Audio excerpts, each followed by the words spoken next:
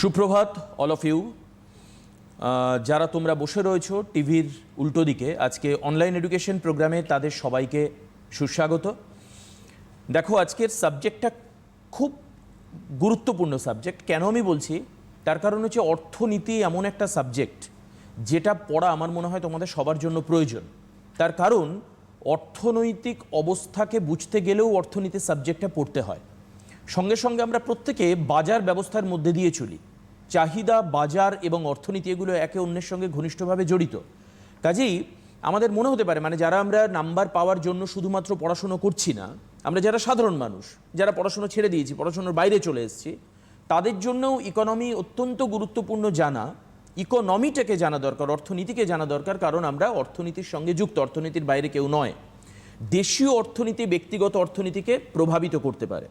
ঠিক তেমনিভাবে একজন মানুষ যখন প্রত্যেক দিনের তার জীবনযাপন করছেন, বাজার চাহিদা তৈরি হচ্ছে, ডিমান্ড তৈরি হচ্ছে, জিনিসের দাম কখনো বাড়ছে কখনো কমছে, আমাদের আপাততভাবে চাহিদা, যোগান এবং অর্থের যে সম্পর্ক সেটাও জানা প্রয়োজন। আমি স্বাভাবিক দৃষ্টিভঙ্গি থেকে বলছি। ডেফিনেটলি যারা 12 ক্লাসে পড়ছো তাদের তো অবশ্যই মাথায় এটা রয়েছে যে বা তোমাদেরকে ইকোনমিক্স থেকে নাম্বার পেতে হবে, তাতে স্কোর করতে হবে। ইকোনমিক্স এমন একটা সাবজেক্ট যেখানে সঠিকভাবে লিখলে অঙ্কের মতোই নাম্বার পাওয়া যায়, এটা আমি শুনেছি। তো কাজেই ইকোনমিক্স সাবজেক্টটা যে স্কোরিং সাবজেক্ট নয় এরকম ভাবার কোনো জায়গা নেই, স্কোরিং করা যায়। এবং এর সঙ্গে ডায়াগ্রাম খুব ইম্পর্টেন্ট, অর্থাৎ থিওরিটিক্যাল এবং প্র্যাকটিক্যাল বোথ অ্যানালিটিক্যাল ওয়েতে যদি তোমার খাতায় এক্সপোজার পায় তাহলে ডেফিনেটলি তুমি নাম্বার পাবে। তবে তার টেকনিক্যাল ওয়েটা কি, তার পদ্ধতিগত রাস্তাটা কি, সেটা তোমাকে জানা প্রয়োজন। এই জানানোর জন্যই আজকে এডুকেশন অনলাইন অনুষ্ঠান সিটিভিএনের সাবজেক্ট ইকোনমিক্স, ক্লাস 12। ম্যাডাম রয়েছেন লিপিকা বিশ্বাস আমাদের সঙ্গে, যিনি Lake Town government sponsored girls high স্কুলের শিক্ষিকা। এবং ডেফিনেটলি আজকে উনি শুধুমাত্র স্কুলের শিক্ষিকা নয়, সারা পশ্চিমবঙ্গের মানুষ আজকে ওনার ক্লাস দেখবে, শুনবে ওনাকে, এবং অবশ্যই ওনার যে বোর্ড ওয়ার্কস থাকবে সেগুলো তোমরা নোট করবে। প্রোগ্রামে যাওয়ার আগে তোমাদেরকে খুব স্পষ্ট করে বলে দিই, তোমরা এখন অনুষ্ঠান যদি মিস করো, পরবর্তী সময়ে সিটিভিএনের সোশ্যাল কানেক্টিভিটিস থেকে তোমরা এই অনুষ্ঠান পেতে পারো।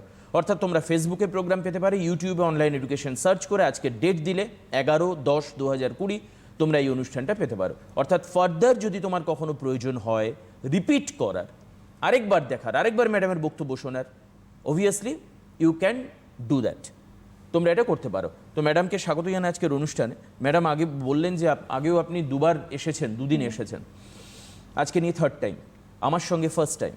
আপনি একটু আমাকে বলুন যে ঠিক কীরকম লাগছে এই যে অনলাইন এডুকেশন যে প্রোগ্রাম সিটিভিএন করছে, এর ফলে ছাত্রছাত্রীরা অল্টারনেটিভ এডুকেশনাল ওয়েতে, এখন যেহেতু কোভিড সিচুয়েশনে স্কুল কলেজ এখনও খোলার কোনো প্রপার গ্রিন সিগন্যাল এখনও পাওয়া যায়নি, ইভেন এটা খুব খারাপ যে এখনও পর্যন্ত পশ্চিমবঙ্গ বোর্ড সিলেবাস দেয়নি। আমি জানি না যে ম্যাডামরা সিলেবাস পেয়েছেন কিনা, কিন্তু 12-এর হায়ার সেকেন্ডারির জন্য যদি স্পেসিফিক কোনো সিলেবাস হয়, আমি যতদূর জানি কনসার্ন যে এখনও পর্যন্ত সিলেবাস এক্সপোজড হয়নি, সামনে আসেনি। ম্যাডামরা কীভাবে চালাচ্ছেন এই সময়টাতে, কিভাবে আপনারা কানেক্টিভিটি রাখছেন, আমাদের এই প্রোগ্রাম থেকে ছাত্রদেরকে কতটা হেল্প করতে পারছেন? আমার মনে হয় এই প্রোগ্রাম থেকে ছাত্ররা অনেকটাই হেল্প পাচ্ছে। তো এখনও তো স্কুল সেভাবে শুরু হয়নি, কিছু কিছু স্কুলে অবশ্য, যেমন আমার স্কুলে অনলাইন ক্লাস হচ্ছে, অনলাইন নিচ্ছি, কিন্তু সব স্কুলে তো হচ্ছে না। তো এই টিভি প্রোগ্রামের মাধ্যমে আমার মনে হয় সব স্টুডেন্টরাই উপকৃত হচ্ছে। আর আজকে আমি যে চ্যাপ্টারটা পড়াবো, চ্যাপ্টারটা খুব ইকোনমিক্সের একটা ভাইটাল চ্যাপ্টার। এটা অনলি 12-এর জন্য নয়, এটা 11-এরও এই চ্যাপ্টারটা আছে, ইভেন ডিগ্রি কোর্সেও আছে। অতএব শুধু যে 12-এর স্টুডেন্টরা এই চ্যাপ্টারটা শুনবে, বুঝবে তা নয়, 11-এর স্টুডেন্টরাও তোমরা যারা আছো তারাও এই চ্যাপ্টারটা শোনো, তোমাদেরও এই চ্যাপ্টারটা আছে। এবং কারোর কোথাও যদি কোনো জিজ্ঞাসা বা কোয়েশ্চেন্স থাকে তাহলে আমাকে সরাসরি জিজ্ঞাসা করবে, মানে অনলাইনে আজকে তারা জিজ্ঞেস করতে পারে টিভিতে। বেশ, আমি তোমাদেরকে বলে দিই আজকের চ্যাপ্টার হচ্ছে সেকেন্ড চ্যাপ্টার হচ্ছে চাহিদা। ইংরেজিটাও জেনে রাখা দরকার, কারণ ইংরেজি শব্দটা তোমরা বহুবার শুনেছো। ইভেন অনেকের মনে হতে পারে যে চাহিদাটা আমরা কম শুনেছি, বাট ডিমান্ড শব্দটা আমরা বেশি শুনেছি। ডিমান্ড, এই হচ্ছে চ্যাপ্টার। আমাদের প্রথম প্রশ্ন হচ্ছে হোয়াট ইজ ডিমান্ড, চাহিদা কাকে বলে? ম্যাডাম কি বলবেন? আচ্ছা, সাধারণ অর্থে চাহিদা বলতে তোমরা বোঝো কোনো কিছু পাওয়ার ইচ্ছা বা আকাঙ্ক্ষাকে, কিন্তু অর্থনীতিতে চাহিদা বলতে শুধু কোনো কিছু পাওয়ার ইচ্ছা বা আকাঙ্ক্ষা থাকলেই হবে না, ব্যক্তির ক্রয় ক্ষমতা থাকা দরকার। তাই ব্যক্তির ক্রয় করার ইচ্ছা যেমন থাকবে, তেমনি ব্যক্তির ক্রয় ক্ষমতা থাকবে, তবেই চাহিদা সৃষ্টি হবে। তো আরও ভালোভাবে যদি আমি এটাকে বলি তাহলে বলবো যে কোনো একটা নির্দিষ্ট সময়ে কোনো ব্যক্তি বা পরিবার কোনো দ্রব্যের বিভিন্ন দামে যে পরিমাণ কিনতে পারে তাকেই বলা হয় চাহিদা। তাহলে চাহিদা ইকুয়াল টু আমরা লিখতে পারি ক্রয় করার ইচ্ছা প্লাস ক্রয় করার ক্ষমতা। কোনো ব্যক্তির কোনো দ্রব্য ক্রয় করার ইচ্ছা আছে কিন্তু তার ক্ষমতা নেই, তাহলে চাহিদা হবে না। বা ক্রয় করার ক্ষমতা আছে কিন্তু সেই দ্রব্যটা ক্রয় করার ইচ্ছা নেই, তাহলে কিন্তু অর্থনীতিতে চাহিদা হবে না। সেক্ষেত্রে দুটোকেই একসঙ্গে পালিত হতে হবে, তবেই চাহিদা হবে। অর্থাৎ চাহিদা ইকুয়াল টু ক্রয় করার ইচ্ছা প্লাস ক্রয় করার ক্ষমতা। বাহ, খুব স্পষ্ট। চাহিদা মানে কি? ক্রয় করবার ইচ্ছা, অর্থাৎ আমার মনের ভেতরে একটা ইচ্ছা থাকতে হবে এবং সেটাকে ক্রয় করার আমার অর্থনৈতিক ক্ষমতা থাকতে হবে। এই দুটো মিলে চাহিদা হচ্ছে। বেশ, খুব স্বাভাবিকভাবে পরের প্রশ্ন চলে আসে যে চাহিদা কয় প্রকার এবং কি কি? চাহিদা দু প্রকার, একটা হচ্ছে ব্যক্তিগত চাহিদা আর একটা হচ্ছে বাজার চাহিদা বা সামগ্রিক চাহিদা। কোনো ব্যক্তি নিজে যে চাহিদা সৃষ্টি করবে কোনো দ্রব্যের প্রতি, সেটা হচ্ছে ব্যক্তিগত চাহিদা। আর সমস্ত ব্যক্তির চাহিদা যোগ করে যে চাহিদাটা পাওয়া যাবে সেটা হচ্ছে বাজার চাহিদা বা সামগ্রিক চাহিদা। সেটা হচ্ছে সমস্ত ব্যক্তি বা সমস্ত ক্রেতার চাহিদাকে যোগ করে মোট যে চাহিদা পাওয়া যাচ্ছে সেটা হচ্ছে মার্কেট ডিমান্ড, আমরা বলতে পারি বাজার চাহিদা বা সামগ্রিক চাহিদা। আর ওটা হচ্ছে ইন্ডিভিজুয়াল ডিমান্ড বা ব্যক্তিগত চাহিদা। বেশ পরিষ্কার, তোমরা লিখে নাও। আমি সবসময় বলবো যে যখন এই ক্লাসে বসবে তোমরা হাতে যেরকমভাবে তোমাদের অ্যান্ড্রয়েড ফোনটা রাখবে, তার কারণ কি অনেক কিছু ছবি তুলে নিতে হয় যেগুলো আমরা বোর্ড ওয়ার্ক করবো। চট করে তোমরা ডায়াগ্রাম হয়তো করতে পারবে না, খুব ফাস্ট করতে পারবে না যেরকমভাবে ম্যাডামরা করবেন। কাজে তোমরা তার ছবি তুলে নাও, পরে দেখতে পারো, অথবা তোমরা খাতা পেন নিয়ে ম্যাডাম যেটা বলছে না একটু চটচট করে লিখে নাও, তাহলে আবার মনে হয় পরবর্তীকালে তোমাদের রিভাইজ করতে সুবিধা হবে। আমি রিপিটও করছি। হ্যাঁ, ডেফিনেটলি, ওই জন্য আমরা রিপিটও করছি যাতে বারবার করে বলবার জন্য বিষয়টা তোমাদের বুঝতে সুবিধা হয়। চলে এসো 3 নম্বরের আমাদের আজকে প্রশ্ন। 3 নম্বর হচ্ছে ব্যক্তিগত চাহিদা নির্ধারণকারী দুটি বিষয় উল্লেখ করো। তাহলে চাহিদা ম্যাডাম দুটো বললেন, একটা হচ্ছে ব্যক্তিগত চাহিদা বলেছেন, একটা বলেছেন বাজার বা সামগ্রিক চাহিদা। এই দুটির মধ্যে ব্যক্তিগত চাহিদা বলতে তুমি কি বোঝো, বা ব্যক্তিগত চাহিদা নির্ধারণকারী দুটি বিষয় আলোচনা করো। ম্যাডাম কি বলবেন? আমি যেহেতু আজকে 12-এর জন্য এসেছি, তো 12-এর এই চ্যাপ্টারটা থেকে 2 মার্কসের কোশ্চেন আসে এবং 1 ঘন্টার মধ্যে আমাকে এই চ্যাপ্টারটা শেষ করতে হবে। সেই কারণে যেহেতু 2 মার্কসের আসে, আমি এখানে দুটো বিষয় বলছি, কিন্তু যদি আমি পরে সময় পাই পুরো চ্যাপ্টারটা বোঝানোর পরে, তাহলে আমি আদার্স বিষয়গুলোকেও বলবো। তো এখানে মেন যে দুটো বিষয় তোমাদের 2 মার্কস যেহেতু থাকবে, তো মেন পয়েন্টে গিয়ে তোমরা লিখবে, মেন পয়েন্টই লিখবে। সেটা ফার্স্ট যেটা লিখবে সেটা হচ্ছে দ্রব্যের নিজস্ব দাম। কোনো দ্রব্যের চাহিদা সেই দ্রব্যের নিজস্ব দামের উপর নির্ভর করে। যদি দ্রব্যের নিজস্ব দাম বৃদ্ধি পায় তাহলে সেই দ্রব্যের চাহিদা হ্রাস পায়, আর যদি দ্রব্যের নিজস্ব দাম হ্রাস পায় তাহলে সেই দ্রব্যের চাহিদা বৃদ্ধি পায়। অর্থাৎ দামের সাথে চাহিদার একটা বিপরীতমুখী সম্পর্ক রয়েছে। দাম বাড়লে চাহিদা কমে এবং দাম কমলে চাহিদা বাড়ে। এইভাবে দামের ওপর নির্ভর করে। আর একটা বিষয় আমি এখানে বলবো, সেটা হচ্ছে ক্রেতার আয়। কোনো দ্রব্যের জন্য কোনো ক্রেতার যদি আয় বৃদ্ধি পায় এবং দ্রব্যটা যদি স্বাভাবিক দ্রব্য হয়, তাহলে আয় বৃদ্ধি পেলে সেই দ্রব্যের চাহিদা বৃদ্ধি পাবে, এবং আয় যদি হ্রাস পায় ক্রেতার, তাহলে সেই দ্রব্যের চাহিদা হ্রাস পাবে। অর্থাৎ আয়ের সাথে দ্রব্যের চাহিদার প্রত্যক্ষ সম্পর্ক। কারণ ক্রেতার আয় বাড়লে চাহিদা বাড়ছে, আয় কমলে চাহিদা কমছে, তাহলে এটা প্রত্যক্ষ সম্পর্ককে নির্দেশ করছে, ডিরেক্ট রিলেশন। আর আগেরটা ছিল ইনডিরেক্ট রিলেশন, দামের সঙ্গে আর কি। মানে দাম যদি এটা খুব স্বাভাবিক কোনো জিনিস। দেখো, একটা জিনিস ছাত্রছাত্রীদের আমি বলছি, সবসময় ভেবো না যে আমি উপদেশ দিচ্ছি, তোমাদের বোঝানোর চেষ্টা করছি। তোমরা একটা জিনিস সবসময় মাথায় রাখবে যে বাজারের সঙ্গে, বাস্তব বাজারের সঙ্গে সঙ্গে অর্থনীতির কিন্তু একটা ঘনিষ্ঠ যোগাযোগ রয়েছে। যেটা আমি আগে বললাম যে শুধুমাত্র নাম্বার পাওয়ার জন্য যে আমাদের ইকোনমিক্সকে জানতে হবে তা নয়। অন্য স্ট্রিমের যারা ছাত্রছাত্রী, ইভেন ম্যাডাম তো বললেন যে যারা 11 এবং 12 তারা ক্লাসটা দেখো, ফলো করো। আবার ডিগ্রি কোর্সের স্টুডেন্ট, আমি তো বলবো even everyone from the other stream, যারা সায়েন্সের স্টুডেন্ট তাদের ইকোনমিক্স জানা দরকার, যারা আর্টসের স্টুডেন্ট, পিওর আর্টস, তাদের ইকোনমিক্স জানা দরকার। Because at least you are a human being and you are related with the market, you are related with the demand, you are related with the supply. তো কাজে আমাদের প্রত্যেকের এটা জানা দরকার। খুব ইন্টারেস্টিং, দাম যদি কমে চাহিদা বাড়বে, দাম যদি বাড়ে তাহলে চাহিদা কমবে, অর্থাৎ ব্যস্তানুপাতিক সম্পর্ক। আর অন্যদিকে যেটা হলো কি, আয় যদি বাড়ে, স্বাভাবিক যদি পণ্য হয় তাহলে তার চাহিদা বাড়বে, আর আয় যদি কমে যায় মানুষের। দেখো কি বাস্তব একটা উদাহরণ, এই লকডাউন সিচুয়েশনে মার্চের পর থেকে বহু জিনিসের বাজারের চাহিদা কমেছে। তার কারণ কি? মানুষের আয় কমেছে, মানুষের রোজগার কমেছে। এটা কিন্তু তার বাস্তব reflection. It is the proper and present reflection that you can see in the market. তুমি বাজারে দেখতে পাবে এটা। বেশ, চলে এসো, আমরা পরের প্রশ্নে চলে আসি। ম্যাডাম, খুব সুন্দর লাগছে, কারণ আপনি এত স্পন্টেনিয়াসলি একদম বাস্তব জিনিসগুলোকে তুলে ধরার চেষ্টা করছেন। Thank you very much for that. 4 নম্বর দেখো, বাজার চাহিদা বা সামগ্রিক চাহিদা নির্ধারণকারী দুটি বিষয়ের উল্লেখ করো। 4 নম্বর, আমরা ব্যক্তিগত বললাম, এর বাজার। ব্যক্তিগত চাহিদা যেটা বললাম, তোমাদের 2 মার্কস আছে বলে দুটো বিষয় বললাম, এখানেও আমি দুটো বিষয়ই বলবো, পরে সময় পেলে আদার্স বিষয়গুলো নিয়েও আলোচনা করব।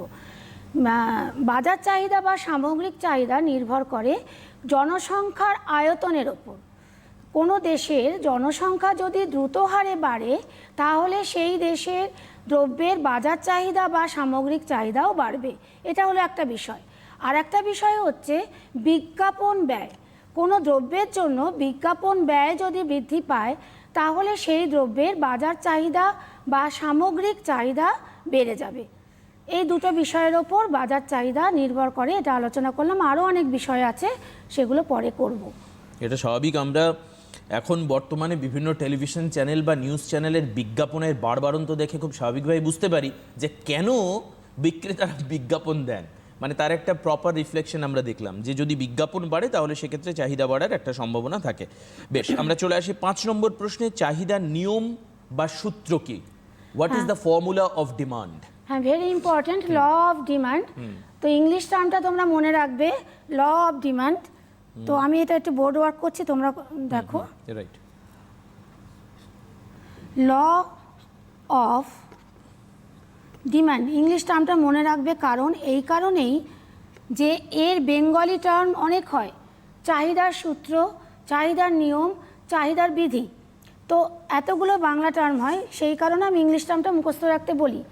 চাহিদার নিয়মে বলা হয় যে চাহিদা নির্ধারণকারী অন্যান্য সমস্ত বিষয় যদি স্থির থাকে, শুধুমাত্র যদি দ্রব্যের নিজস্ব দামের পরিবর্তন হয় তাহলে দ্রব্যের দাম বাড়লে স্বাভাবিক দ্রব্যের চাহিদা কমবে, এবং দ্রব্যের দাম কমলে স্বাভাবিক, মানে যে ওটা যদি স্বাভাবিক দ্রব্য হয়, দ্রব্যের দাম কমলে তার চাহিদা বাড়বে। অর্থাৎ দামের সঙ্গে চাহিদার একটা বিপরীত সম্পর্ক রয়েছে, বিপরীতমুখী সম্পর্ক রয়েছে। এটাকেই বলা হচ্ছে ল অফ ডিমান্ড বা চাহিদার নিয়ম বা সূত্র বা বিধি। বেশ, পরেরটায় আসতে পারি ম্যাডাম? আচ্ছা দেখো, তোমাদের কোনো কোয়েশ্চেন থাকলে কিন্তু তোমরা শিওর কোয়েশ্চেন করতে পারো। Without any hesitation you ask any kind of the question from this chapter. Specially খেয়াল রেখো, কারণ এই চ্যাপ্টার এখন বোঝানো হচ্ছে। আমরা চলে আসি 6 নম্বরে। চাহিদার নিয়ম কেন কার্যকরী হয়? চাহিদার নিয়ম কেন কার্যকরী হয় ম্যাডাম? আচ্ছা, এর সঙ্গে আরেকটা রিলেটেড কোশ্চেন আছে, দেখুন তার পরেরটা। চাহিদা রেখা কেন ঋণাত্মক ঢাল সম্পন্ন হয়? হ্যাঁ, আছে। 8 নম্বরে চাহিদা রেখা ঋণাত্মক ঢাল বিশিষ্ট হয় কেন? মানে আপনি বলছেন এই কোয়েশ্চেনের সঙ্গে চাহিদার নিয়ম কেন কার্যকরী হয়, এটা সম্পর্কযুক্ত। একই ডিফারেন্ট ল্যাঙ্গুয়েজে কোশ্চেনটা আসে, কিন্তু আনসার হচ্ছে একই। আচ্ছা, তো আমি এখন তার মানে 6 আর 8 হচ্ছে প্রায় একই। হ্যাঁ, একই, মানে একই। আচ্ছা, প্রায় না, একই। তো ল অফ ডিমান্ড কেন এটা কার্যকরী হয়? অধ্যাপক মার্শাল যে নিয়মের সাহায্যে এই নিয়মটা কেন কার্যকরী হয় ব্যাখ্যা দিয়েছেন, সেটাকে বলা হয় ক্রমহ্রাসমান প্রান্তিক উপযোগ বিধি। সেটাকে কি বলা হয়? ক্রমহ্রাসমান প্রান্তিক উপযোগ বিধি। এটা কে বলেছেন, কে ব্যাখ্যা দিয়েছেন? না, মার্শাল। এই বিধিটা আগে কি আমি সেটা বোঝাচ্ছি, তারপরে এই বিধিটার সাহায্যে কি করে এই নিয়মটা কার্যকরী হয় দেখাচ্ছি।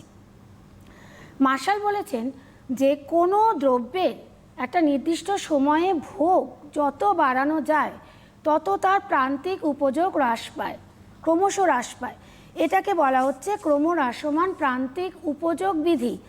এইবার তোমাদের তাহলে জানতে হচ্ছে যে প্রান্তিক উপযোগটা কি। আমি বললাম যে একটি নির্দিষ্ট সময়ে দ্রব্যের ভোগ যত বাড়ানো হয় তত তার প্রান্তিক উপযোগ হ্রাস পায়। তাহলে প্রান্তিক উপযোগটা কি? না প্রান্তিক, প্রথমে হচ্ছে উপযোগ কি? উপযোগ হচ্ছে কোনো বস্তুর অভাব পূরণের ক্ষমতা বা গুণ। সাপোজ আমি এখন লিখতে চাই, আমি একটা লেখনীর অভাব বোধ করছি, একটা পেনের অভাব বোধ করছি, তো এই পেনটা আমাকে সেই অভাবটা পূরণ করতে সাহায্য করছে। এই পেনটাকে আমি ইউটিলিটি বা উপযোগ বলবো না, এই পেনটার যে গুণ বা ক্ষমতা আমাকে এখন লিখতে সাহায্য করবে বা করছে, সেটাকে আমরা বলছি উপযোগ। এবার প্রান্তিক উপযোগ কি না, যত আমরা সেই দ্রব্যটা যত বেশি করে ভোগ করতে থাকবো, তত তার থেকে প্রাপ্ত প্রান্তিক উপযোগিতা হ্রাস পাবে। এবার ধরো আমি যদি একটা এক্সাম্পল দিই এখানে, যে কেউ হয়তো মানে ভীষণভাবে রসগোল্লা খেতে পছন্দ করেন, তো একটা নির্দিষ্ট সময় তিনি একটা একক রসগোল্লা খেলেন, অর্থাৎ একটা খেলেন, তাতে তার যে তৃপ্তি হলো, দুটো খেলেন, তৃপ্তির পরিমাণটা একটু কমলো, তিনটে খেলেন, ওই নির্দিষ্ট সময়, আমি কিন্তু সময়টাকে বারবার বলছি, টাইমটা ফিক্সড, সময় চেঞ্জ হয়ে গেলে কিন্তু এই নিয়মটা কার্যকরী হবে না। তো চারটে খেলেন, তার উপযোগ আরও হ্রাস পেল। এই যে মোট উপযোগ এক একটা ইউনিট বাড়ানোর জন্য কতটা পরিমাণে হ্রাস পাচ্ছে, সেটাকেই বলা হচ্ছে মার্জিনাল ইউটিলিটি বা প্রান্তিক উপযোগ। এই মার্জিনাল ইউটিলিটি ক্রমশ হ্রাস পাচ্ছে, এটা বলছেন অধ্যাপক মার্শাল। এবার এই ক্রমহ্রাসমান প্রান্তিক উপযোগ বিধির সাহায্যে কি করে ল অফ ডিমান্ডটা কার্যকরী হচ্ছে, বা চাহিদা রেখা কেন ঋণাত্মক ঢাল বিশিষ্ট হচ্ছে, সেটা আমি বলছি। তো ক্রমহ্রাসমান প্রান্তিক উপযোগ বিধিতে বলা হচ্ছে দ্রব্যটা বেশি করে ভোগ করলে তার প্রান্তিক উপযোগ হ্রাস পায়। তা দ্রব্যটা বেশি করে ভোগ করা মানে কি, তার চাহিদাটা বেশি হওয়া, তার চাহিদাটা বেশি হচ্ছে মানে প্রান্তিক উপযোগটা হ্রাস পাচ্ছে। তা যে দ্রব্যের যে এককের জন্য প্রান্তিক উপযোগ হ্রাস পাচ্ছে, ক্রেতা সেই এককের জন্য বেশি দাম দিতে রাজি হবে না, তাহলে সেই এককের জন্য ক্রেতা তখন কম দাম দিতে রাজি থাকবে, তাই জন্য কম দামে চাহিদা বেশি হচ্ছে। এর ঠিক বিপরীতটা বলা যায়, যদি ক্রেতা যদি দ্রব্যটা কম করে ভোগ করে, সেক্ষেত্রে তাহলে তার প্রান্তিক উপযোগ বৃদ্ধি পাবে। তো যেহেতু সেই এককের প্রান্তিক উপযোগ বৃদ্ধি পাচ্ছে, ক্রেতা তখন সেই দ্রব্যের সেই এককের জন্য বেশি দাম দিতে রাজি থাকবে। তাহলে আমরা দেখতে পাচ্ছি বেশি দামে চাহিদা কমে যাচ্ছে। তাহলে ক্রমহ্রাসমান প্রান্তিক উপযোগিতার নিয়মের সাহায্যে আমরা এটা ব্যাখ্যা করলাম যে দ্রব্যের দাম যখন বাড়ছে তখন চাহিদা কমছে, এবং দ্রব্যের দাম যখন কমছে তখন চাহিদা বাড়ছে। এটাই হচ্ছে চাহিদার নিয়ম কেন কার্যকরী হয়। একদম এটাই অবধি তো। বেশ, আমি একটা খুব স্পষ্ট উদাহরণ দিয়ে দিই। খুব গরমের দিনে তুমি খুব থার্স্টি ফিল করছো, খুব তৃষ্ণার্ত, তুমি দোকানে গিয়ে এক বোতল কোল্ড ড্রিঙ্কস কিনে খেলে, তার জন্য তুমি ওই ছোট 200 ml এর বোতলের জন্য 12 টাকা বা 13 টাকা দাম দিলে। এটা খাওয়ার সময় তোমার 12 টাকা বা 13 টাকা দিতে যতটা না হেজিটেশন হলো, ওই সেম টাইম, কারণ ম্যাডাম কিন্তু বলছেন যে টাইমটাকে আমরা ফ্লেক্সিবল করলে হবে না, টাইমটা হচ্ছে ফিক্সড টাইম, ওই সময় দ্বিতীয় বোতলের জন্য তুমি কি আবার 12 বা 13 টাকা দাম দিতে প্রস্তুত থাকবে? কারণ অলরেডি তখন তোমার প্রান্তিক উপযোগ কমে গেছে, প্রান্তিক অর্থাৎ মার্জিনাল ইউটিলিটি তখন কমবে, সেই কারণের জন্য তুমি কম দাম দিতেই প্রস্তুত থাকবে। Very interesting. আমরা তারপরে তাহলে ওই কারণের জন্যই ঋণাত্মক হয় রেখাটা আর কি, কার্ভটা ঋণাত্মক। আমি পরে আসছি, আরো বেশ, আমি চলে আসবো, কিন্তু আমি সপ্তম কোশ্চেনে আসি। চাহিদা রেখা কাকে বলে? চাহিদা রেখা বলতে আমরা কি বুঝি? হ্যাঁ, চাহিদা রেখা কাকে বলে বলতে গেলে আমাকে একটা ডিমান্ড শিডিউল তৈরি করতে হবে। ওকে, রাইট। তো ডিমান্ড শিডিউলটা হচ্ছে, আমি কি এটা আপনাকে অন্য পেজ করে দেবো? করে দিন। বেশ, চলে আসে। বেশ, নিন। আচ্ছা, ডিমান্ড শিডিউলটা হচ্ছে এখানে আমি আপনি লাইনের মধ্যে, এই যে হালকা লাইনটার মধ্যে, আচ্ছা এখানে আমি কোনো দ্রব্যের প্রতি কেজি দাম ধরছি ফার্স্ট কলামে, যে কোনো দ্রব্য হতে পারে, আমি আর দ্রব্যটা উল্লেখ করছি না, প্রতি কেজি দাম। আর এখানে আমি উল্লেখ করছি সেই প্রতি কেজি দামে চাহিদা।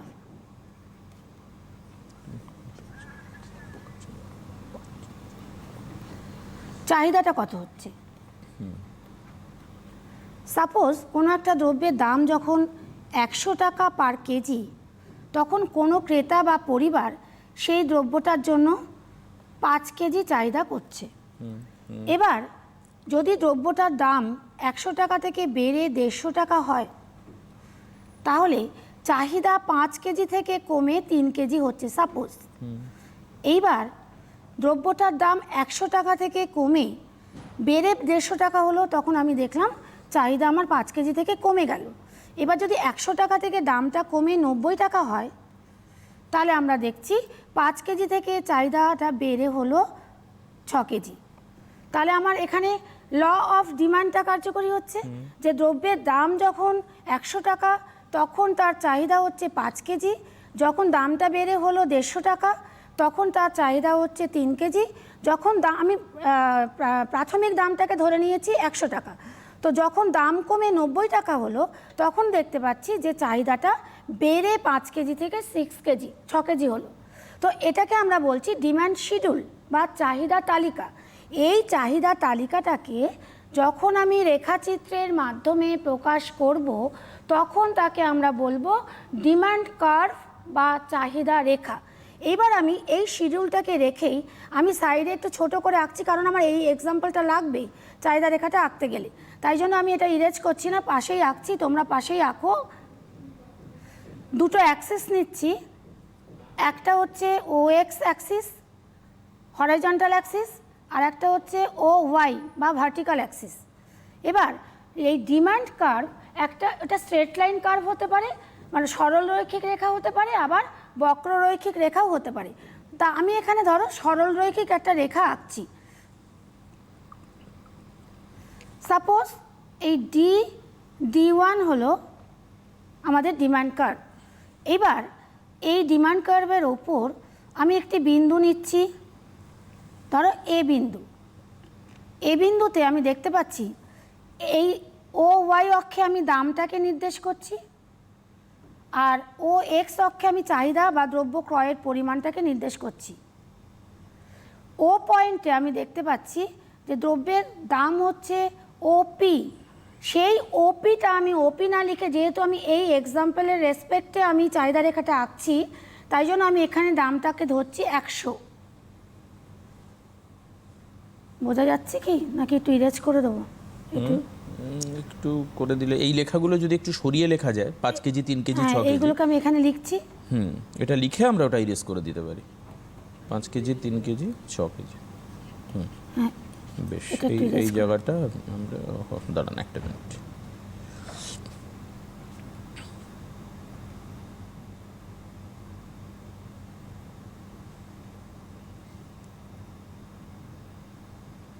বেশ, হ্যাঁ, তো এই ও ওয়াই অ্যাক্সিস নির্দেশ করছে দাম, পেনে চলে আসে। প্রাইস, এই অ্যাক্সিসটা নির্দেশ করছে প্রাইস, আর এই অ্যাক্সিসটা নির্দেশ করছে ডিমান্ড বা চাহিদা। এবার সাপোজ দ্রব্যের দাম হচ্ছে 100 টাকা পার কেজি, তখন ক্রেতা চাহিদা করছে 5 কেজি, তাহলে এখানে আমি চাহিদার অ্যাক্সিসে লিখলাম 5 কেজি। এবার দ্রব্যের দামটাকে আমি বাড়িয়েছি, তাহলে 100 টাকা থেকে দ্রব্যের দামটা বেড়ে সাপোজ ধরো বি পয়েন্ট সেটা নির্দেশ করছে, এখানে দ্রব্যের দামটা হলো 150 টাকা। তখন আমার চাহিদা দেখো অটোমেটিক্যালি এই রেখা বরাবর চাহিদাটা কমে গিয়ে হচ্ছে 3 কেজি। আবার দ্রব্যের দাম যখন কমে যাচ্ছে, সাপোজ সি পয়েন্টে আসছি, তখন হচ্ছে 90 টাকা। দেখো এই চাহিদা রেখা বরাবর অটোমেটিক্যালি দেখো তখন তোমার চাহিদাটাও বেড়ে গিয়ে হচ্ছে 6 কেজি।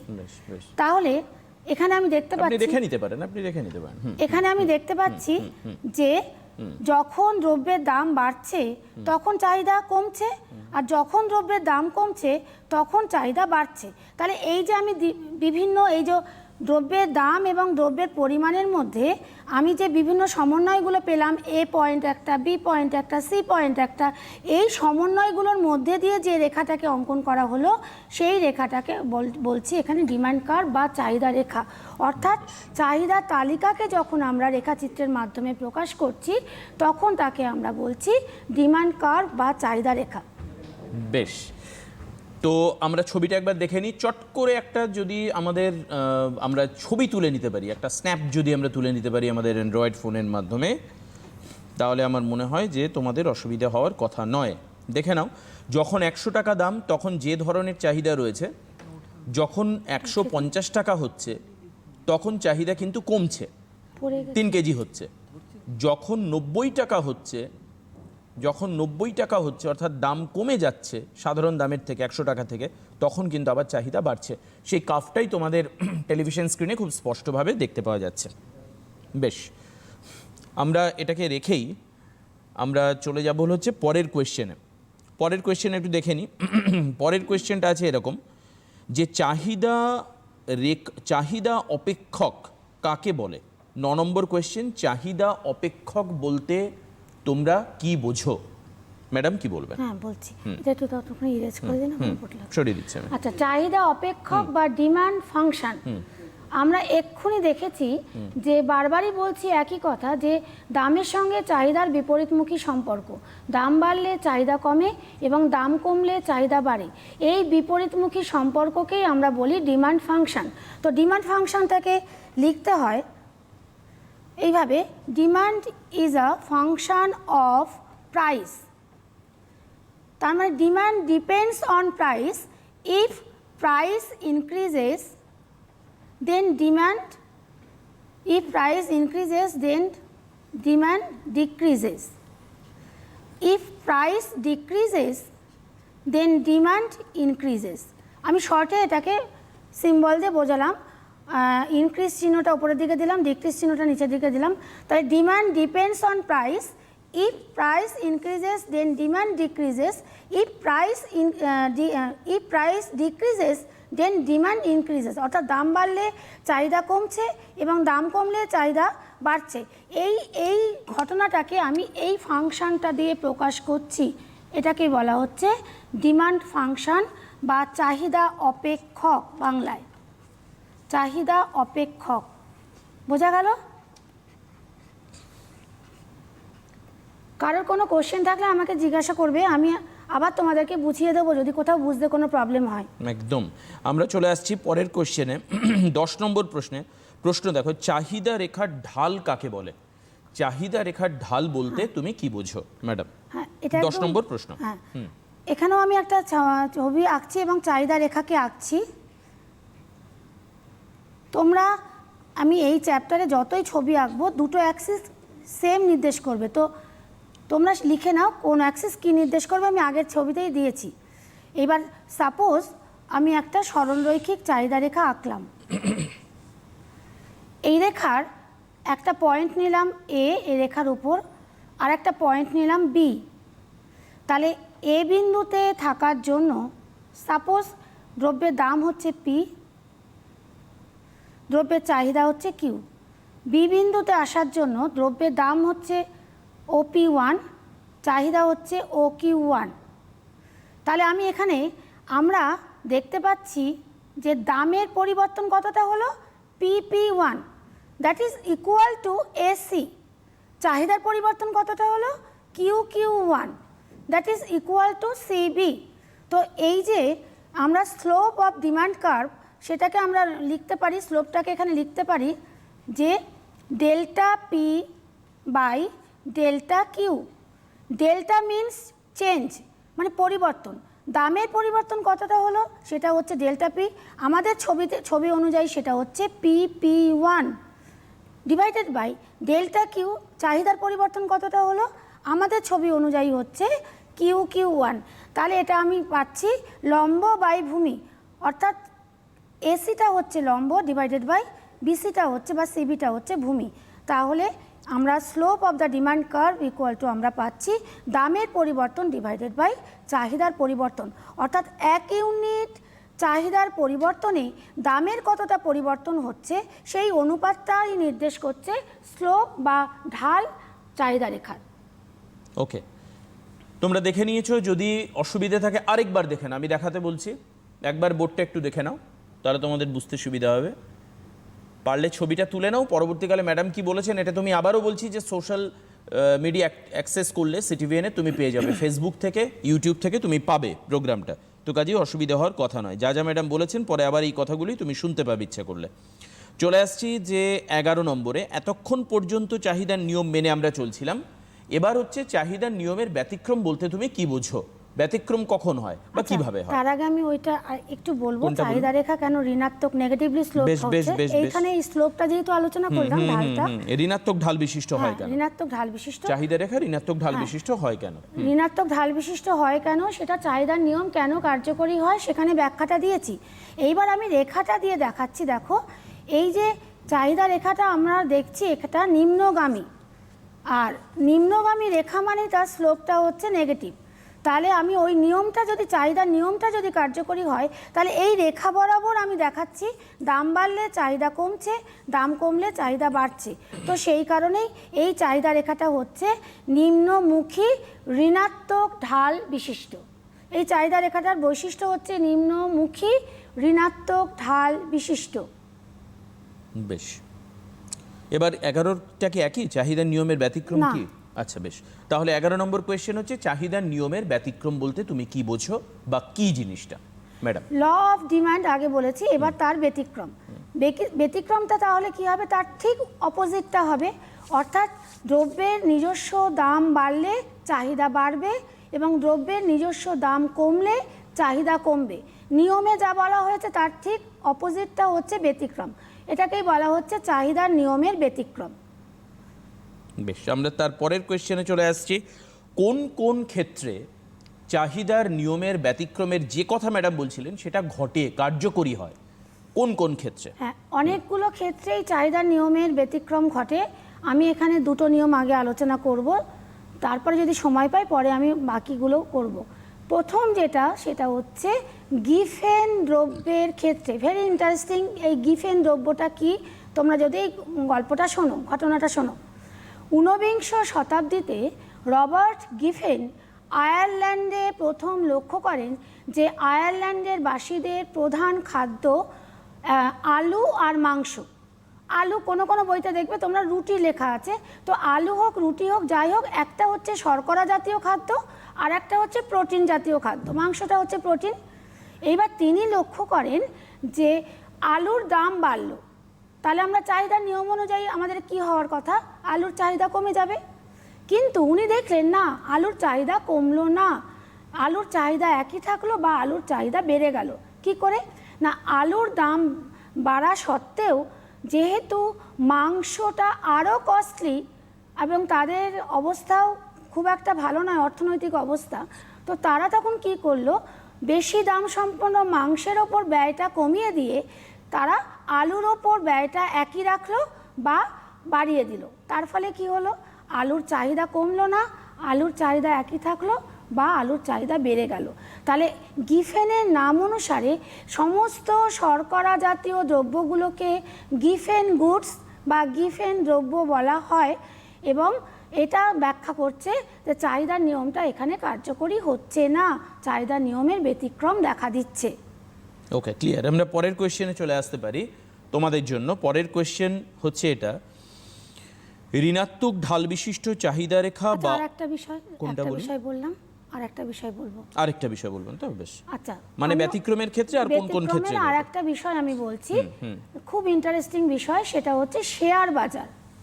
তো শেয়ার বাজারে কি লক্ষ্য করা যায়, যে কোনো কোম্পানির শেয়ারের দাম যদি বাড়ে তাহলে শেয়ার ক্রেতারা মনে করে, অনুমান করে যে এই কোম্পানির শেয়ারের দাম ভবিষ্যতে আরও বাড়বে, তাহলে লাভটা আরও বেশি পাওয়া যাবে। তাহলে বর্তমানে শেয়ারের দাম বাড়া সত্ত্বেও তারা শেয়ারটাকে বেশি করে, সেই কোম্পানির শেয়ারটাকে বেশি করে কেনে। তাহলে কি হচ্ছে, বর্তমানে শেয়ারের চাহিদাটা বেড়ে যাচ্ছে, তাহলে দাম বৃদ্ধি পাওয়া সত্ত্বেও কিন্তু শেয়ারের চাহিদাটা বাড়ছে। তাহলে এটাও ব্যাখ্যা করছে চাহিদার নিয়মের ব্যতিক্রম। বেশ, চলে আসছি 13 নম্বরে। 13 নম্বর কোয়েশ্চেন তোমাদের জন্য এটা, যে ঋণাত্মক ঢাল বিশিষ্ট চাহিদা রেখা বা অস্বাভাবিক চাহিদা রেখা অঙ্কন। আচ্ছা আচ্ছা, রাইট রাইট রাইট রাইট, ধনাত্মক। ধনাত্মক ঢাল বিশিষ্ট চাহিদা রেখা বা অস্বাভাবিক চাহিদা রেখা, অস্বাভাবিক তো, অস্বাভাবিক চাহিদা রেখা অঙ্কন করো। ধনাত্মক ঢাল বিশিষ্ট চাহিদা রেখা, সেটাকে ম্যাডাম এঁকে দেখাচ্ছেন। আমি চাহিদার নিয়ম অনুযায়ী যে রেখাটা পেলাম, সেই রেখাটা পেলাম নিম্নগামী এবং ঋণাত্মক ঢাল বিশিষ্ট। তাহলে চাহিদার নিয়মের ব্যতিক্রম অনুযায়ী যে রেখাটা পাবো সেটা তাহলে অবশ্যই হবে ঊর্ধ্বমুখী এবং ধনাত্মক ঢাল বিশিষ্ট। সেরকম একটা চাহিদা রেখা আমি আঁকছি।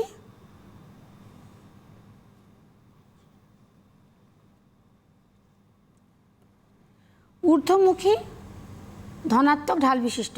এক্ষেত্রে এই যে নিয়ম অনুযায়ী যখন যে জিনিস পাওয়া যাবে, শুধু ডিমান্ড কার্ভ বলে নয়, তোমরা এটা মাথায় রাখবে, যখন নিয়ম অনুযায়ী কোনো কার্ভ পাওয়া যাবে সেটা হতে তার স্বাভাবিক চেহারা, স্বাভাবিক আকৃতি। আর যখন নিয়মের ব্যতিক্রম অনুযায়ী যে কার্ভ পাওয়া যাবে তখন তার সেটা হচ্ছে অস্বাভাবিক। তো এই ডিমান্ড কার্ভটাকে আমরা বলতে পারি অস্বাভাবিক চাহিদা রেখা, অথবা এটাকে আমি দেখছো এটা ঊর্ধ্বমুখী হচ্ছে, এবং ঊর্ধ্বমুখী রেখা মানে তার ঢালটা স্লোপটা হয়ে যাচ্ছে পজিটিভ, মানে পজিটিভলি স্লোপ, অর্থাৎ ধনাত্মক হচ্ছে। তাহলে এই ধনাত্মক চাহিদা রেখা দিয়ে আমি দেখাতে পাচ্ছি যে দেখো এখানে ঠিক চাহিদার নিয়মের ব্যতিক্রম করছে। দ্রব্যের দাম যখন ওপি তখন দেখতে পাচ্ছ চাহিদা হচ্ছে ও কিউ। দ্রব্যের দাম যদি কমে OP1 হয় তাহলে দেখো চাহিদাও কমে যাচ্ছে, OQ1 হচ্ছে, তার দ্রব্যের দাম কমছে, চাহিদাও কমছে। এবার দ্রব্যের দাম যদি বেড়ে OP2 হয় তাহলে দেখো চাহিদাও বেড়ে গিয়ে OQ2 হচ্ছে। তাহলে এই ধনাত্মক ঢাল বিশিষ্ট চাহিদা রেখার মাধ্যমে দেখালাম চাহিদার নিয়মের ব্যতিক্রম কী করে ঘটছে। দাম বাড়লে চাহিদা বাড়ছে, দাম কমলে চাহিদা কমছে। বেশ, ছবিটা তোমরা কিন্তু তুলতে পারো, দেখে নাও একবার। আমি আবারও বলছি যে যারা লাইভ কোনো কোয়েশ্চেন করতে চাইছো ম্যাডামের সঙ্গে এই বিষয়ে, এই চ্যাপ্টার বিষয়ে কোনো কিছু বুঝতে চাইছো, তারা শিওরলি ফোন করতে পারো। ফোন লাইন ওপেন রয়েছে, দেখো টেলিভিশন স্ক্রিনে নাম্বার যাচ্ছে সরাসরি কথা বলবার, সেই সরাসরি নাম্বারে তোমরা ফোন করে যোগাযোগ করে আজকে ম্যাডামের সঙ্গে কথা বলতে পারো এবং তোমাদের প্রশ্নের উত্তর তোমরা জেনে নিতে পারো এই অনুষ্ঠান থেকে। আমরা চলে আসছি 14 নম্বর, চাহিদাকে প্রবাহ ধারণা বলা হয় কেন? চাহিদাকে প্রবাহ ধারণা, প্রবাহ ধারণা বলা হয়, আমরা চাহিদা সংজ্ঞায় কি বলেছি, কোনো নির্দিষ্ট সময়ে কোনো ক্রেতা বা পরিবার কোনো দ্রব্যের বিভিন্ন দামে যে পরিমাণ সেই দ্রব্যটা কিনতে পারে তাকে আমরা বলেছি চাহিদা। তাহলে এখানে আমরা দেখতে পাচ্ছি যে সময়ের পরিপ্রেক্ষিতে চাহিদাকে আলোচনা করা হচ্ছে। তো সময়ের পরিপ্রেক্ষিতে যেহেতু চাহিদাকে আলোচনা করা হচ্ছে তাই চাহিদা হচ্ছে একটা প্রবাহ ধারণা। বেশ বেশ, চাহিদাকে প্রবাহ ধারণা কেন বলা হয় তোমরা পেলে। 15 নম্বর প্রশ্নে আসছি, ভোগোদ্বৃত্ত বা ভোগকারীর উদ্বৃত্ত কাকে বলে? ভোগোদ্বৃত্ত বা ভোগকারীর উদ্বৃত্ত বলতে তুমি কি বোঝো? এটাকে ইংলিশে বলা হয় consumers surplus. Consumers surplus English টার্মটা মুখস্থ রাখবে। বাংলায় অনেক টার্মে আসে, আমি প্রত্যেক দিনই এসে বলি, তোমরা সবসময় ইংলিশ টার্মটা মুখস্থ রাখবে। ভোগীর উদ্বৃত্ত, ভোগোদ্বৃত্ত যাই বলো, কোনো ক্রেতা কোনো দ্রব্যের জন্য যে দাম দিতে রাজি থাকে এবং প্রকৃতপক্ষে সে যে দাম দেয়, এই দুয়ের মধ্যে পার্থক্যকে বলা হয় কনজিউমার্স সারপ্লাস বা ভোগীর উদ্বৃত্ত বা ভোগোদ্বৃত্ত। আমি একটা এক্সাম্পল দিলে তোমরা বুঝতে পারবে। ধরো কোনো একজন ক্রেতা একটা ঘড়ি কিনতে চায়, সে 1000 টাকা পর্যন্ত দাম দিতে সেই ঘড়িটার জন্য রাজি আছে। এই যে 1000 টাকা সে দাম দিতে রাজি আছে, এটাকে বলা হচ্ছে তার ব্যক্তিগত চাহিদা দাম। কিন্তু সে বাজারে গিয়ে দেখলো ঘড়িটার দাম নিল 800 টাকা, তাহলে এইটাকে বলা হচ্ছে অ্যাকচুয়াল প্রাইস বা প্রকৃত দাম। তাহলে এই যে সে 1000 টাকা দিতে রাজি ছিল, 1000 টাকা দিতে রাজি ছিল, কিন্তু সে গিয়ে দেখলো ঘড়িটার দাম হচ্ছে 800 টাকা, তাহলে কত টাকা উদ্বৃত্ত রইল তার কাছে? 200 টাকা। এই 200 টাকাটাকে বলা হচ্ছে কনজিউমার্স সারপ্লাস বা ভোগীর উদ্বৃত্ত। তাহলে আমরা ভোগীর উদ্বৃত্তের একটা ফর্মুলা বলতে পারি যে কনজিউমার্স সারপ্লাস ইকুয়াল টু ক্রেতার চাহিদা দাম মাইনাস প্রকৃত দাম বা বাজার দাম। তাহলে ক্রেতার চাহিদা দাম ছিল এখানে 1000, সে 1000 টাকা পর্যন্ত দিতে রাজি ছিল, কিন্তু সে গিয়ে দেখলো দামটা নিল ঘড়িটার 800 টাকা। তাহলে এটাকে 1000 টাকাকে বলা হচ্ছে ক্রেতার চাহিদা দাম, আর 800 টাকাকে বলা হচ্ছে বাজার দাম বা প্রকৃত দাম। এই দুয়ের মধ্যে যে পার্থক্য সেটা 200 টাকা। তাহলে এখানে কনজিউমার সারপ্লাসের পরিমাণটা হলো 200 টাকা। বেশ, ভোগোদ্বৃত্ত বা ভোগকারীর উদ্বৃত্ত তুমি জেনে নিলে কাকে বলে। আমরা তার পরের কোয়েশ্চেনে চলে আসছি। পরের কোয়েশ্চেন হচ্ছে পরিবর্ত প্রভাব। পরিবর্ত প্রভাব বলতে ইকোনমিক্সে তুমি কি বোঝো? পরিবর্ত প্রভাব, পরিবর্ত প্রভাবের ইংলিশ টার্মটা হচ্ছে সাবস্টিটিউশন এফেক্ট। কোনো দ্রব্যের পরিবর্ত দ্রব্য যেটা থাকে সেই দ্রব্যের দাম যদি কমে যায় তাহলে সেই দ্রব্যটা কি হয়ে যাচ্ছে? তুলনামূলকভাবে সস্তা হয়ে যাচ্ছে, তখন সেই দ্রব্যের চাহিদা বেড়ে যাচ্ছে। এই যে ধরো চায়ের পরিবর্তে কফি ব্যবহার করা যায়, তাহলে চা এবং কফি এই দুটোকে আমরা পরিবর্ত দ্রব্য বলতে পারি, কারণ একটার পরিবর্তে আর একটা ব্যবহার করা যাচ্ছে। এবার যদি চায়ের দাম কমে যায় তাহলে চায়ের চাহিদা বেড়ে যাবে। তাহলে ব্যক্তি চায়ের দাম কমে গেলে ব্যক্তি চায়ের চাহিদা বাড়িয়ে দেবে, কফির চাহিদা কমিয়ে দেবে। তাহলে একটা দ্রব্যের দাম কমে যাওয়ার ফলে আর একটা দ্রব্যের চাহিদা কমে যাচ্ছে, কিন্তু যে দ্রব্যটার দাম কমে যাচ্ছে সেটা সস্তা হচ্ছে তুলনামূলকভাবে, ফলে সেই দ্রব্যের চাহিদাটা বেড়ে যাচ্ছে। এটাকেই বলা হচ্ছে পরিবর্ত প্রভাব বা সাবস্টিটিউশন এফেক্ট। পরের প্রশ্নে চলে আসছি 17 নম্বর প্রশ্ন। তোমরা পরিবর্ত প্রভাব জানছিলে, এবার জানবে আয় প্রভাব বলতে কি বোঝো। ইকোনমিক্সে আয় প্রভাব বলতে কি বলা হয়? আয় প্রভাব হচ্ছে ইংলিশ টার্ম হচ্ছে ইনকাম এফেক্ট। কোনো ব্যক্তির মানি ইনকাম ধরো ফিক্সড রয়েছে, অর্থাৎ তার যে আর্থিক আয় সেটা ফিক্সড। এরকম সময়ে যদি কোনো দ্রব্যের দাম কমে যায় তাহলে সেই দ্রব্যের চাহিদা বেড়ে যায়। কেন চাহিদা বেড়ে যায় না, বলা হয় এখানে যে ক্রেতার প্রকৃত আয় রিয়েল ইনকামটা বেড়ে যাচ্ছে, কিন্তু তার মানি ইনকাম কিন্তু ফিক্সড, আর্থিক আয়টা তার স্থির রয়েছে, কিন্তু দ্রব্যের দাম কমার জন্য তার প্রকৃত আয়টা বেড়ে যাচ্ছে। তাই প্রকৃত আয়টা বেড়ে যাওয়ার জন্য সে সেই দ্রব্যটাকে আরও বেশি করে কিনতে পারছে। এই যে বেশি করে কিনতে পারছে প্রকৃত আয় বেড়ে যাওয়ার জন্য, এটাকে আমরা বলছি অর্থনীতিতে ইনকাম এফেক্ট বা আয় প্রভাব। পরের প্রশ্নে চলে আসি, স্বাভাবিক দ্রব্য বলতে তুমি কি বোঝো? স্বাভাবিক দ্রব্য কাকে বলে? Normal goods. নর্মাল গুডস হচ্ছে যে দ্রব্যের ক্ষেত্রে ক্রেতার আয় বাড়লে চাহিদা বাড়ে এবং ক্রেতার আয় কমলে চাহিদা কমে, সেই দ্রব্যকে বলা হয় নর্মাল গুডস বা স্বাভাবিক দ্রব্য। যেমন দামি পোশাক পরিচ্ছদ, সরু চাল, যে এগুলো হচ্ছে স্বাভাবিক দ্রব্য। ক্রেতার যদি আয় বাড়ে তবে এই দ্রব্যগুলোর চাহিদা বাড়বে, ক্রেতার যদি আয় কমে যায় তাহলে এই দ্রব্যগুলোর চাহিদাও কমে যাবে। তাহলে এগুলোকে আমরা বলছি নর্মাল গুডস। 19 নম্বর প্রশ্ন, নিকৃষ্ট দ্রব্য বলতে কি বোঝো? নিকৃষ্ট দ্রব্য হচ্ছে ইনফিরিয়র গুডস। সেগুলো হচ্ছে ক্রেতার, ওটা যেমন নর্মাল গুডস দেখলাম আয়ের সঙ্গে দ্রব্যের চাহিদার একটা প্রত্যক্ষ সম্পর্ক রয়েছে, এখানে আয়ের সঙ্গে ক্রেতা দ্রব্যের চাহিদার একটা বিপরীতমুখী সম্পর্ক থাকবে।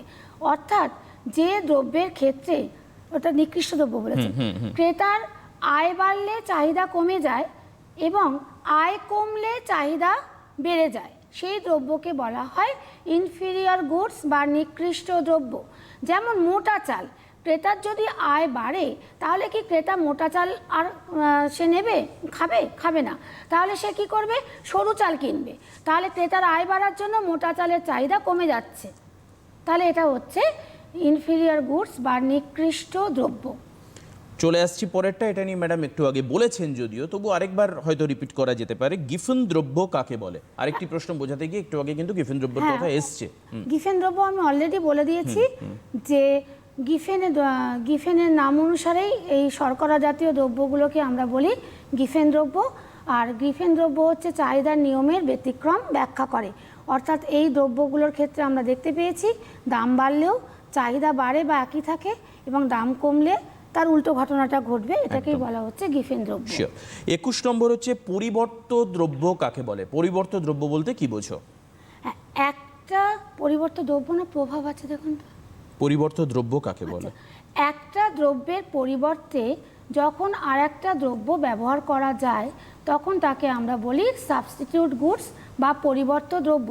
যেমন চায়ের পরিবর্তে আমরা কফি ব্যবহার করতে পারি, তাহলে চা আর কফি এই দুটো হলো সাবস্টিটিউট গুডস বা পরিবর্ত দ্রব্য। পরে হচ্ছে পরিপূরক দ্রব্য কাকে বলে? এটা তোমরা জানলে হচ্ছে পরিবর্ত দ্রব্য। এবার হচ্ছে পরিপূরক দ্রব্য বলতে কি বোঝো? হ্যাঁ, পরিপূরক দ্রব্যটা হচ্ছে কমপ্লিমেন্টারি গুডস। অর্থাৎ কোনো একটা চাহিদা পূরণের জন্য একসঙ্গে একাধিক দ্রব্যের যখন প্রয়োজন হয়, ধরো যে গাড়ি চালাতে গেলে তার সাথে পেট্রোল লাগে, তাহলে গাড়ি আর পেট্রোল এটা হচ্ছে পরিপূরক দ্রব্য। চা, চিনি, দুধ এটাও, এই তিনটেই একত্রে আমরা বলছি পরিপূরক দ্রব্য।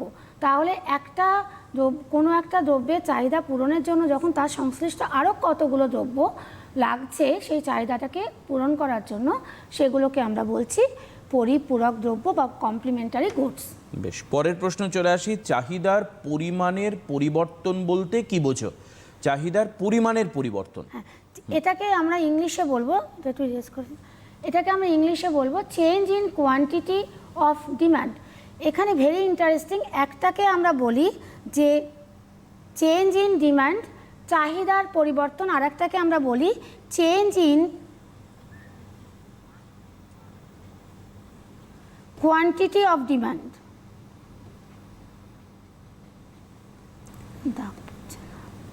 কোয়ান্টিটি অফ ডিমান্ড সেটা কি?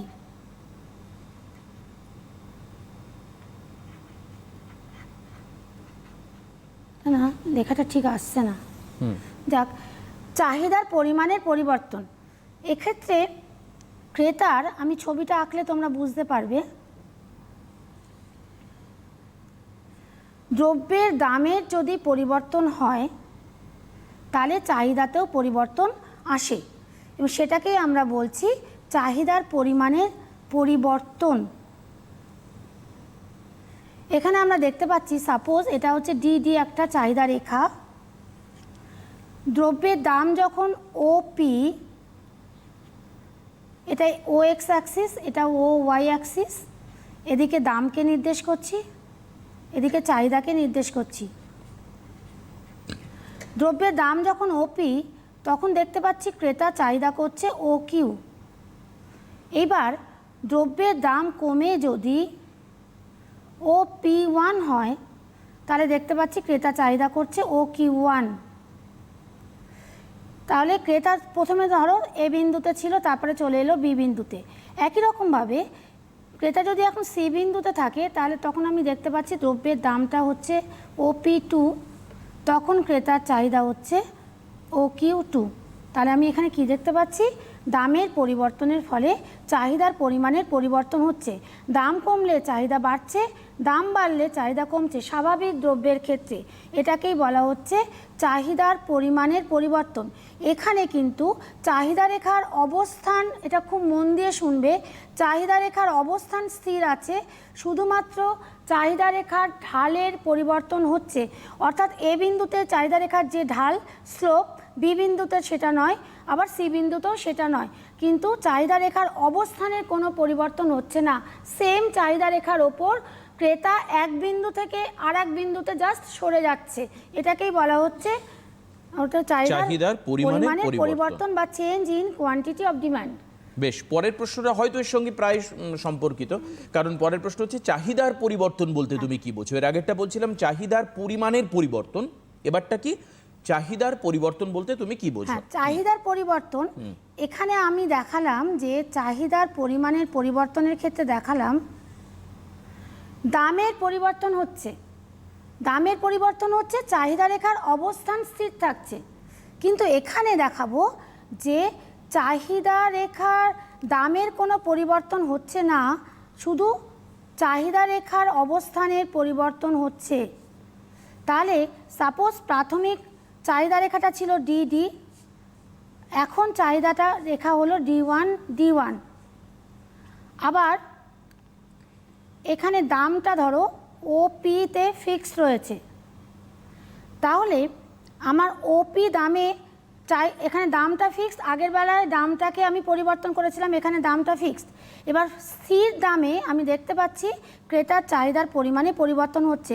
সাপোজ যখন ডিডি চাহিদা রেখা তখন ক্রেতার চাহিদা হচ্ছে ও কিউ, যখন ডি1 চাহিদা রেখা তখন ক্রেতার চাহিদার পরিমাণ হচ্ছে ও ডি1 চাহিদা রেখা তখন চাহিদার পরিমাণ হচ্ছে ও কিউ ওয়ান।